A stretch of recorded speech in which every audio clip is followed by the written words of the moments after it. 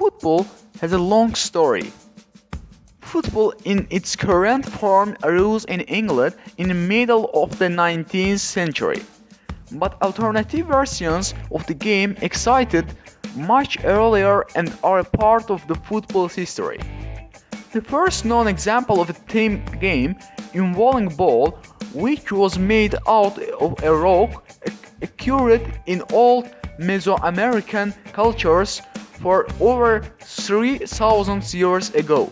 According to the sources, the ball would symbolize the sun and the captain of the losing team will be sacrificed to the gods. The first known ball game, which also involved kicking, took place in China in the 3rd and 2nd century BC under the name Suju. The Suju was played with a round ball on an area of a square. It later spread to Japan and was practiced under ceremonial forms. Other earlier variety of ball games had been known from ancient Greece. The ball was made by shreds of leather filled with hair. In the ancient Rome, games with balls were not included in the entertainment on the big arenas, but could occur in exercise in the military. It was the Roman culture that would bring football to the British island. It's however uncertain in which degree the British people were influenced by the variety and in which degree they had developed their own variants. The most admitted story tells that the game was developed in England in the 20th century. In this century, games that resembled football were played on meadows and roads in England. Besides from kicks, the game involved also punches of the ball with the fist. This early form of football was also much more raw and violent than the modern way of playing.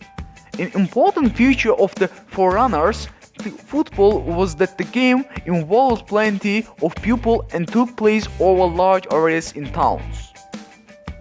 The rampage of these games will choose damage on the town and sometimes death. This will be among the reasons for the proclamations against the game that finally was forbidden for several countries. But the football-like games would return to the streets of London in the 17th century. It will be forbidden again, but at this stage the game had been established in the public schools. It took however a long time until the features of today's football had been taken into practice. For a long time there was no clear distinction between football and rugby. There were also many variants concerning the size of the football, the number of players and the length of match. The game was often played in schools and two of the predominant schools were rugby and Eton. At rugby, the rules included the possibility to take up the ball with the hands, and the game we today know as rugby has its origin from here. At Eton, on the other hand, the ball was played exclusively with the feet, and this game can be seen as a closer predecessor to the modern football. The game in rugby was called the running game, while the game in Eton was called the dribbling game. An attempt to create proper rules for the game was done at a meeting in Cambridge in 1848. But a final solution to all questions of rules was not achieved. Another important event in the history of football came about in 1863. In London, when the first football association was formed in England, it was decided that carrying the ball with the hands wasn't allowed. The meeting also resulted in standardization of the size and weight of the ball. A consequence of the London meeting was that the game was divided into two codes, association football and rugby. The game would however continue to develop for a long time and there was still much flexibility concerning the rules. For one thing, the number of players on the pitch could vary. Neither waveforms used to distinguish the appearance of teams. It was also common with players wearing caps. The header was yet to part of the game yet, further reading the development of the football rules. Another important difference at the stage could be noted between English and Scottish teams.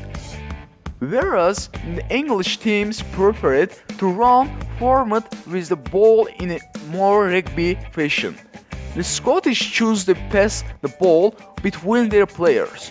It could be the Scottish approach that soon became predominant. The sport was at first an entertainment for the British working class.